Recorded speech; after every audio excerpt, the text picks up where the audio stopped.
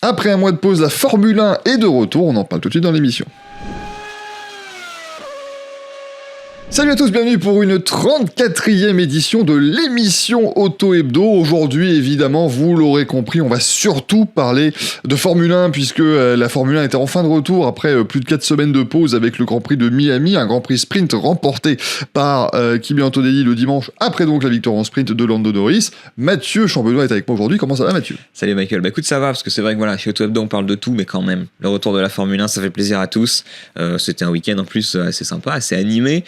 Mais bon, Kimi Antonelli commence à devenir le prince qui devient roi, si je puis me permettre. Donc, ça commence à devenir très solide. Très clairement, alors Mathieu était quand même très joyeux ce week-end, évidemment. La Formule 2 était de retour pour la première fois à Miami et sur piste humide en plus. Bref, on a eu pas mal de belles petites choses. Oui, et évidemment, vous pourrez retrouver tout ce qui s'est passé ce week-end dans Auto Hebdo de cette semaine qui sort dès 20h en version numérique et mercredi en kiosque avec notamment le GT World Challenge, le LMS, l'IMSA aussi qui a eu lieu ce week-end, la Formule 2 donc. Comme on en a déjà parlé, mais aujourd'hui on va vraiment plutôt parler de Formule 1 dans l'émission et on va commencer par la performance de la semaine, mon cher Mathieu.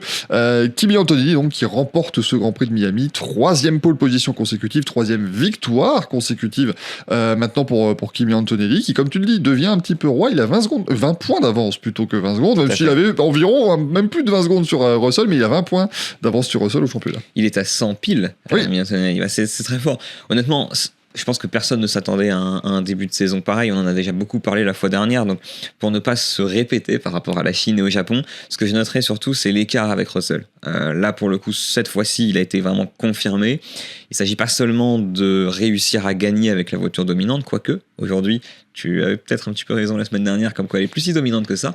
Néanmoins, Kimi Antonelli avait quand même une monture qui lui a permis de prendre le pas sur notamment la Ferrari Charles Leclerc, malgré un excellent départ, comme d'habitude, de la Scuderia. Mais ce que je note surtout, moi, c'est son calme, c'est sa capacité à, malgré des petites erreurs, malgré un pilotage encore à parfaire, il a quand même une forme d'avance, et c'est cette marge, moi, que je note, c'est cette capacité à se dire, ayons, le jour où il aura encore plus d'expérience, encore plus la tête froide, et qu'il aura vraiment cette capacité à mettre tout bout à bout, ce qu'il n'a pas fait ce week-end, notamment en sprint, là, ça peut devenir vraiment impressionnant pour le coup. Ouais, et puis alors, il y a encore les départs à améliorer. La bonne nouvelle, c'est que lui, au départ, a été impeccable, les 2 jours, Toto Wolff l'a dit. Mercedes n'est pas encore tout à fait au fait de comment réellement régler cette voiture, régler le software pour le départ notamment. Donc ça, c'est la chose où ils peuvent vraiment encore s'améliorer. Maintenant, il a quand même gagné en confort, mais il a dû faire cet undercut, il a dû aller chercher une stratégie différente avec son équipe, donc je trouve que c'est une victoire qui est assez différente. Et puis il fait une erreur en Grand Prix aussi, parce que le départ n'est pas bon, que ce soit lui ou Max, dans tous les cas. Oui, mais encore une fois, le problème, c'est que son départ est bon, le travail au volant est bon. C'est ça. Là, après, il se retrouve sur quelque chose qui est complètement hors de son contrôle. Ouais. Après, bon, très honnêtement, on l'avait un peu prévu. Une première ligne avec Kimi Antonelli et Max Verstappen qui, combinés, ont dû perdre 37 places au départ des Grands Prix depuis le début de la saison. Ça ne pouvait que ouvrir la porte à Charles Leclerc en 3e place, et c'est ce qui s'est passé au départ. Ça, jusque-là, on n'a pas été excessivement surpris. Je voudrais revenir sur George Russell, parce que l'écart, surtout entre les deux, moi, je suis un peu embêté quand je vois Russell être très calme, à dire non, mais Miami, c'est un circuit qui me convient pas, machin. Je suis ouais, mais des circuits qui offrent peu de grip, où il fait chaud et qui ont un asphalte assez lisse, il va y en avoir quelques-uns pendant l'été quand même. Donc, j'ai un peu peur que ce circuit qui ne lui corresponde pas devienne un peu un circuit quand même canevas pour le reste, quoi. Ce qui est compliqué, c'est d'analyser effectivement cette ces contre-performances de Russell, alors contre-performance relative dans la mesure où il fait quand même un très bon début de saison, George Russell, mais si on place dans le contexte d'une voiture qui a été très dominante au début, qui l'est toujours aujourd'hui, puisque quand même il n'y a pas un écart d'une ou deux places maintenant, là c'est vraiment, pour le coup là ça a été le plus gros écart qu'on ait eu jusqu'à maintenant. Ce qui est difficile à analyser avec Russell, c'est ça, c'est cette confiance, ce statut de pilote expérimenté qui justement devait être celui qui avait la tête froide. Je crains que ce soit un pilote qui soit un petit peu dans les cordes mentalement, à voir son coéquipier faire ce qu'il aurait aimé faire et essayer des choses, notamment en termes de réglage ou d'approche, que sais-je, qui pourraient peut-être le pénaliser, alors que lui cherche la bonne recette quelque part. Je l'ai trouvé assez... Alors après... Est-ce qu'il dit la vérité ? Est-ce qu'il se met dans une posture ? Il a eu des propos hier soir après le Grand Prix qui étaient assez justes, je trouve. encore une fois, est-ce qu'il le pense vraiment ou est-ce que c'est une posture pour donner l'impression qu'il a toujours la tête hors de l'eau? C'est que, et il a assez raison là-dessus, il dit en gros, voilà, aujourd'hui, donc il est à 20 points d'Antonelli, qui a fait 100 points en 4 Grands Prix. Voilà, bon, effectivement, statistiquement, c'est implacable, c'est 3 victoires à 1 en Grand Prix en tout cas. Maintenant, il l'a dit, il fait la pole et il gagne en Australie, il fait la pole du sprint et il gagne le sprint en Chine. Il a un problème technique en Q3 qui l'empêche potentiellement de faire la pole. Bien sûr. Et donc peut-être qu'il l'empêche de gagner le Grand Prix le dimanche. Et au Japon, le timing de la voiture de sécurité donne la victoire à Antonelli alors que Russell menait le Grand Prix. En tout cas, était à la lutte avec Norris et aurait peut-être gagné le Grand Prix. Donc finalement, il a assez raison quand il dit qu'on aurait très bien pu être ici à Miami en disant, bah voilà, un mauvais Grand Prix dans la saison pour George Russell, mais après 3 victoires consécutives, il garde la tête haute. Donc je vais être assez froid sur le sujet, c'est pas le cas. Et donc, à partir du moment où c'est pas le cas, en fait, pour moi, la chance, souvent la chance du champion ou la réussite du champion, je préfère ce terme-là, la réussite ou la chance se provoque dans tous les cas. Et dans l'histoire, on a toujours eu des champions qui ont eu du bol à un moment donné de la saison. Hamilton a eu une chance assez inouïe sur certains moments, alors que c'était des moments décisifs, notamment contre Vettel. Pareil, timing de voiture de sécurité ou autre, c'est arrivé moult fois. Autre chose aussi, attention à ce que les seuls arguments en faveur de Russell tiennent sur « oui, mais Antonelli, ça ne tiendra pas la saison ». C'est possible. On l'a vu l'année dernière avec McLaren notamment. Tout le monde voyait Piastri champion à la mi-saison et au final, ça s'est complètement retourné à la mi-saison. Donc encore une fois, je ne suis pas en train de donner la couronne à Antonelli. J'ai parlé de roi au début, mais c'est pas fini encore. Mais cela dit, sur le début de saison, pour l'instant, effectivement, Russell, à mon avis, est un peu surpris, est un peu étonné de voir son coéquipier être capable justement d'avoir cette régularité-là. Maintenant, évidemment, une saison est longue.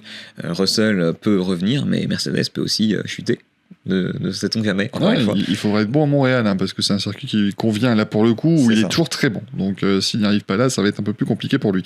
Le comeback de la semaine, eh bien écoutez, c'est McLaren, très clairement, parce que McLaren, en attendant, on les avait laissés, alors après 2 premiers Grands Prix calamiteux, puisque sur 4 départs en Grand Prix possibles, ils en avaient pris 1.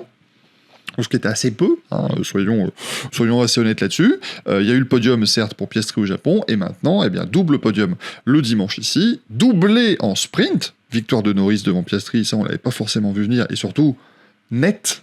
C'est-à-dire que Norris n'a absolument pas été inquiété pendant ce sprint.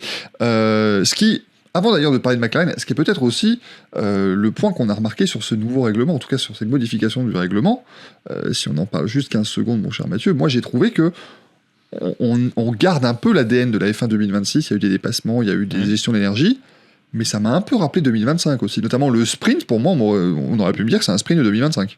Bah, je sais pas ce que tu en as pensé, mais effectivement, j'ai vu beaucoup de commentaires comme quoi ça ressemble un peu plus à quelque chose. J'ai vu beaucoup de commentaires qui disaient ça. Oui, c'est mieux, on va sur le chemin. De toute façon, je crois que je le disais en pré-saison, quand on analysait notamment Bahreïn, on est sur un début de réglementation, on est sur un début d'ère réglementaire. De toute façon, ça va évoluer. Il y aura de plus en plus de maîtrise de la part des équipes. Et si la F1 se rend compte effectivement qu'il y a des choses qui ne marchent pas, parce que c'est le cas, ça va évoluer progressivement. Je pense qu'on aura un produit vraiment abouti d'ici une saison ou 2. Ça paraît triste, mais vraiment d'ici une saison ou 2, là on aura quelque chose de vraiment, à mon avis, très bien, très intéressant. Après, comment ça va évoluer au cours de cette saison, c'est ça qui va être intéressant. On peut avoir des changements encore réglementaires, même là, très bientôt. En tout cas, c'est le cas, c'est prévu. Après, Mathieu, soyons honnêtes, avoir quelque chose d'abouti au bout d'une ou 2 saisons, c'est à peu près ce que Aston Martin prévoit de faire, visiblement. Donc, c'est pas, voilà, ça n'est pas un gros souci. McLaren avait démarré dernier lors de beaucoup de saisons récentes. Et justement, McLaren, ils sont encore prouvés sur ce Grand Prix de Miami cette capacité de développer une voiture, d'arriver à quelque chose, à un package qui était pas mauvais, hein, loin de là, mais qui était quand même assez loin des Mercedes. On n'avait pas vu grand-chose, en tout cas, c'est ce que tu dis. En tout cas, voilà, on les a pas vus certainement beaucoup en piste, mais en tout cas, Norris a tenu en respect Antonelli tout le Grand Prix. Il a même dit une stratégie un peu meilleure, ils auraient peut-être gagné le Grand Prix. C'est fort, encore une fois, de voir ça de la part de McLaren. Quand même. Tu vas peut-être pouvoir rebondir aussi, mais ce que j'ai aimé, c'est le fait que leur discours est cohérent. Depuis le début de la saison, même quand ils sont nulle part, quelque part, ils n'ont pas arrêté de dire on est capable de le faire, on l'a déjà fait, on était de retour, on peut à nouveau le refaire. Alors, c'est vrai que quand ils disent ça, alors qu'ils ont énormément travaillé sur 2025, que Lando Norris sort d'un titre de champion du monde, tout le monde peut se dire, à l'image de Red Bull, cette année, ça va être un petit peu mis à la poubelle parce qu'évidemment, le temps qu'il remonte la pente, ça peut durer. Mais ils en étaient tellement convaincus que je me disais, j'attends de voir quand même. Et Lando Norris, avant le Grand Prix du Japon notamment, le dit. Il dit, on va revenir, je vois des belles choses, la pause va nous faire du bien. Et ce qui est fort, c'est qu'ils ont lié les paroles aux actes. Et donc ça veut dire qu'effectivement, ils ne parlent pas uniquement pour le côté marketing de oui, on va améliorer, vous allez voir. Ça travaille vraiment, et surtout, ça sait travailler. À mon avis, il doit y avoir un lien de corrélation entre justement leur simulateur et leur soufflerie et tout ce qui s'ensuit, et la piste qui doit être absolue, parce que pour avoir une amélioration aussi rapide, il faut le faire. Et je pense qu'effectivement, c'est de très bon augure pour avoir une bataille, parce qu'évidemment, sans préférence aucune entre Mercedes et McLaren, on veut de la bataille, on veut plusieurs constructeurs qui sont capables de marcher. Mais ça confirme quand même la supériorité du moteur Mercedes sur la durée d'un Grand Prix. Il n'y a pas trop de doute, encore une fois, vis-à-vis de Ferrari notamment. Oui, Leclerc a notamment bien pris le bouillon en deuxième relais en termes de rythme. Maintenant, moi, je trouve que McLaren, ils sont très forts, et surtout, George Russell déclarait dans le week-end, tiens, je suis surpris de voir que tout le monde est venu avec des packages ultra aboutis à Miami, parce que Mercedes n'apportera son vrai package qu'à Montréal. Sauf que McLaren a déjà déclaré qu'ils vont aussi apporter un package à Montréal. Et là, c'est quand même très très fort. Parce que, en tant que champion du monde entier, c'est quand même eux qui ont le moins de temps de soufflerie. Le moins de temps de calcul disponible sur chacune des phases, chacune des tranches, on va dire, de la saison. Et pourtant, ils vont réussir à sortir 2 packages substantiels quand même entre les 2 pauses ici. Ouais, en ayant quasiment récupéré 20 secondes ici à Miami. Sur un Grand Prix. Donc, qu'est-ce que ce sera à Montréal, ça peut être un tournant. D'autant qu'effectivement, ensuite, il y a un flou réglementaire, si on peut dire, par rapport à ce qui peut se passer. Moi, ce qui me fait plaisir, c'est que ça montre, c'est un peu ce qu'on évoquait quand on faisait des émissions, à parler d'Alpine notamment. Alpine qui place encore une voiture dans les points avec Colapinto. Bon, Gasly lui a eu moins de chance, évidemment, avec cet accrochage avec Liam Lawson, mais on en parlait quand on disait est-ce que la stratégie d'Alpine semble être la bonne, et j'avais dit que la Formule 1 est un sport d'hommes et de femmes, et c'est surtout un peu comme à la manière d'une Coupe du Monde de foot, il faut surtout réussir à gérer la cohésion de groupe avant d'avoir des résultats. Et pour moi, McLaren, le fait qu'ils arrivent en étant l'équipe qui techniquement et sur le papier a le moins de capacité de développement parce que le règlement est comme ça, ils arrivent quand même à développer fortement cette voiture, à comprendre ce moteur Mercedes et à vraiment se relever à chaque fois. Ça prouve que les équipes que Zak Brown et Andrea Stella ont mis en place sont excellentes et travaillent très bien. Maintenant, ce qui risque d'être le cas comme très souvent, ça veut dire que évidemment d'ici 4 ans, ils vont se faire dépouiller de tout leur talent. Oui, et puis c'est aussi la raison pour laquelle Lando Norris et Oscar Piastri ne laissent pas forcément la même impression que des pilotes comme Max, comme Charles, comme Lewis, parce qu'effectivement, on sent que c'est pas qu'ils sont pas bons, bien entendu, ils ont la capacité tout à fait de gérer ces voitures. Si Lando Norris est champion du monde, ce n'est pas un hasard non plus. Mais c'est pour ça que peut-être c'est une équipe dans laquelle les pilotes sont un peu mis au second plan par rapport au travail d'équipe, parce qu'effectivement, ils ont une organisation qui est particulière et ils ont surtout une voiture qui est capable de devenir une fusée à tout instant de la saison. Et ça, effectivement, il faut le signaler. C'est très fort. Red Bull a eu des ingénieurs notamment et des stratégistes qui étaient extraordinaires, qui sont toujours extraordinaires depuis quelques temps. McLaren, c'est vrai que là, a pris certainement un petit peu le lead au niveau de la qualité de l'équipe globale. C'est ça. Et en général, il y a toujours un petit truc à retardement. Là, Red Bull, ils étaient au sommet 2021-22, et maintenant, ils commencent à perdre leurs éléments principaux, dont un certain Gianpiero Lambiase qui devrait aller chez McLaren. Alors quand ça, écoutez, tambouille interne, à un moment donné, ça je ne peux pas vous le dire exactement. Maximum fin de l'année prochaine. Voilà, ça discute encore apparemment entre Zak Brown, entre Laurent Mekies et toutes les parties prenantes, mais voilà, il y aura peut-être une petite fuite des cerveaux chez McLaren dans quelques temps. La déclaration de la semaine, écoutez, ça je vais vous la lire, c'est celle de Charles Leclerc, évidemment, à l'issue de ce Grand Prix qui a terminé au 6e rang. Il a déclaré, ouvrez les guillemets, aujourd'hui mon erreur met tout le travail du team à la poubelle et il faut que je sois très dur avec moi-même pour que ça ne se reproduise pas. J'ai envie de dire, d'ailleurs il le dit à nos confrères de Canal+, j'ai envie de dire que c'est du Charles Leclerc dans le texte. C'est du classique, ouais. De toute façon, un Charles Leclerc qui est toujours excessivement difficile avec lui-même. Cela dit, sur ce coup-là, je le comprends un peu dans le sens où la stratégie est excellente. Parce que, donc, on rappelle, on arrive dans le dernier tour, et là, Charles Leclerc n'active pas ses ailerons. Mais que fait-il enfin ? Oscar Piastri le dépasse, ah là là, boum patatras, et soudainement les ailerons de Leclerc fonctionnent. Il l'a donc expliqué, il a fait exprès de laisser passer Piastri pour disposer de l'overtake dans le dernier tour. Ce qui sur le papier est excellent. C'est intéressant. Accélérer à fond à la sortie du virage 2 l'était peut-être un petit peu moins malheureusement du coup. Et c'est là où ça s'est malheureusement retourné contre lui. Et il l'a dit, excès d'ambition, excès d'optimisme, excès d'engagement. Mais ce que je trouve révélateur dans les déclarations qu'il a faites, c'est ce côté vraiment embêté pour l'équipe. Et moi, je trouve que c'est quand même un bon état d'esprit à avoir. Oui, de toute façon, Charles a cet état d'esprit dévoué, si je puis dire, auprès de l'équipe depuis longtemps. Je pense qu'il sait qu'effectivement, Ferrari a besoin de podium, ne serait-ce que symboliquement cette saison, pour penser le fait que pour l'instant, en termes de moteur, on sait très bien qu'ils vont avoir un problème tant qu'il n'y a pas de changement. Donc, il voyait là un signe d'espoir, un signe de continuité aussi, du fait que Charles Leclerc et Lewis Hamilton avaient tour à tour performé lors de ce début de saison. Je suis pas d'accord sur le fait que ça jette à la poubelle, parce que la course et la performance restent quand même à son avantage, mais c'est vrai qu'en termes de... Tout à l'heure, je parlais du résultat brut et c'était quasiment tout ce qui comptait. Oui, c'est sûr et certain qu'encore une fois, il termine mal. Encore une fois, son dernier tour, ça se voit qu'il se précipite. Une fois qu'il a cassé, d'ailleurs son dernier tour est assez catastrophique. Hein, d'ailleurs, je tiens à le préciser, parce qu'avant d'être inondé de commentaires, oui, il a fini 6ème. Oui. Il a donc été classé 8ème puisqu'il a pris 20 secondes de pénalité ensuite. Voilà. Soyons précis. Donc non, c'est très dommage pour lui. Forcément, faire tout ça et aboutir malgré tout à un moins bon résultat que son coéquipier, je peux comprendre la frustration. Ça, c'est sûr et certain. Maintenant, il y a quand même des signes positifs. Après, pour Ferrari, encore une fois, c'est toujours le même principe. Tant qu'ils auront ce retard, notamment en termes de puissance, en termes de déploiement, ils ont un châssis qui était le meilleur de loin au début de la saison, je pense, et qui fait partie des meilleurs aujourd'hui. C'est un petit peu plus flou, un petit peu plus difficile de le notifier. En tout cas, Ferrari travaille bien, ça c'est indéniable.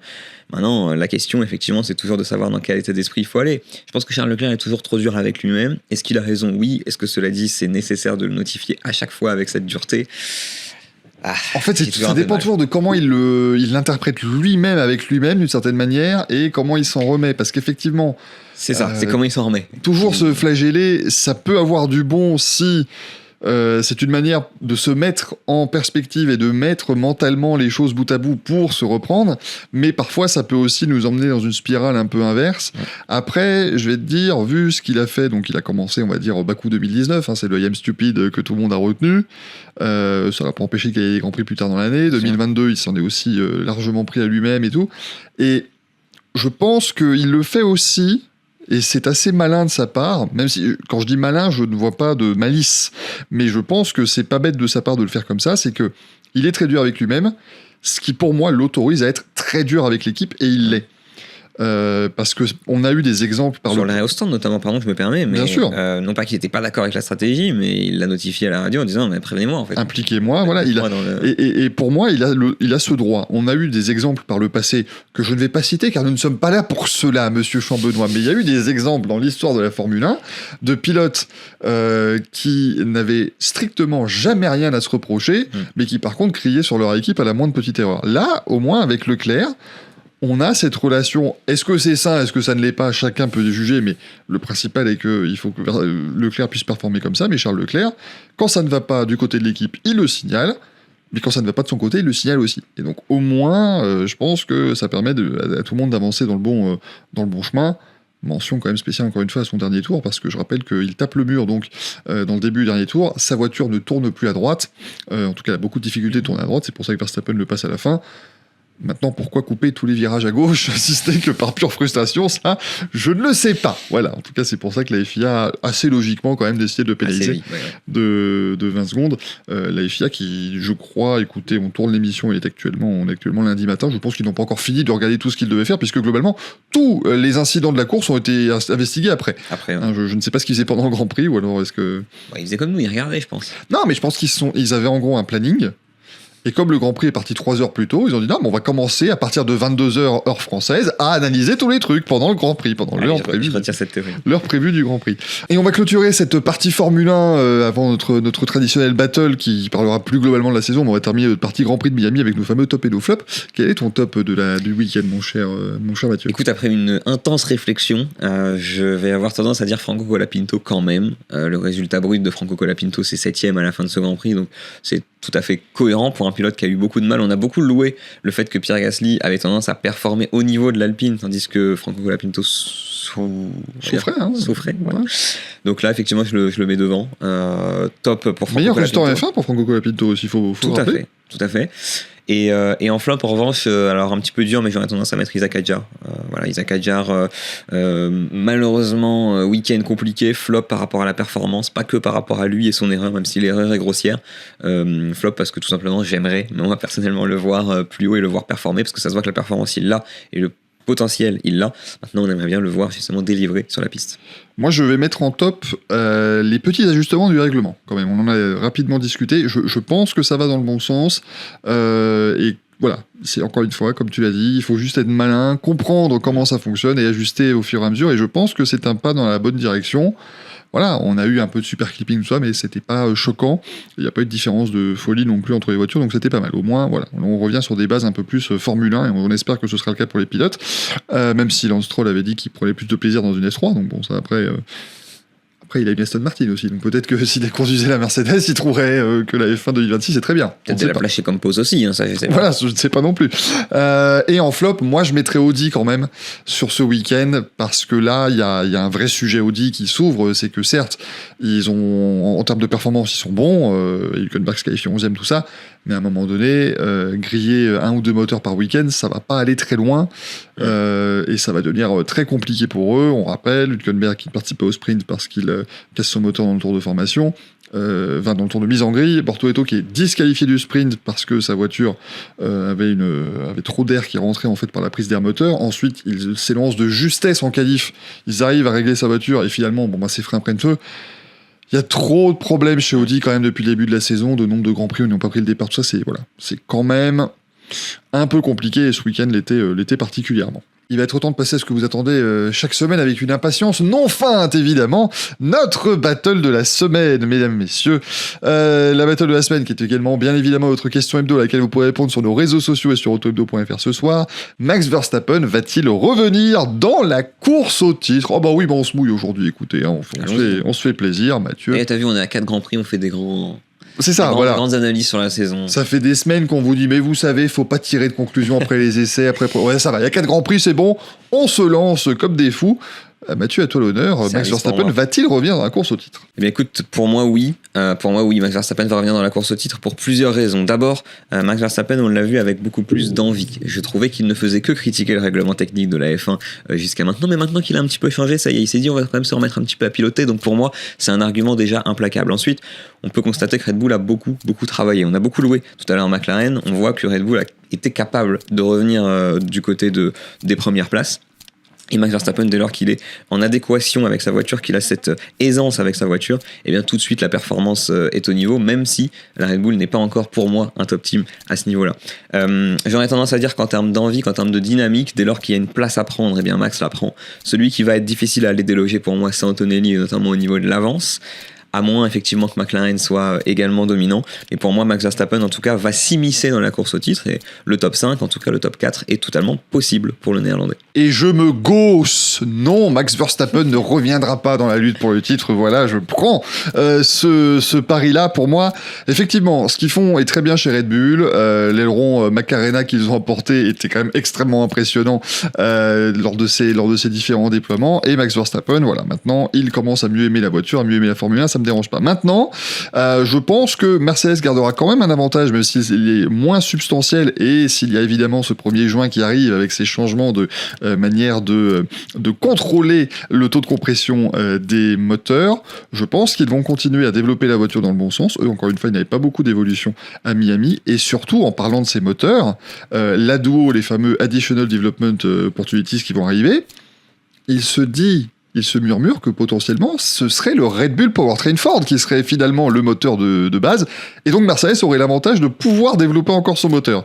Donc pour tout ça, Verstappen est très bon, mais je pense pas qu'il ira jouer le titre. 3 secondes près, c'est merveilleux. Là, on commence à être bon sur le timing.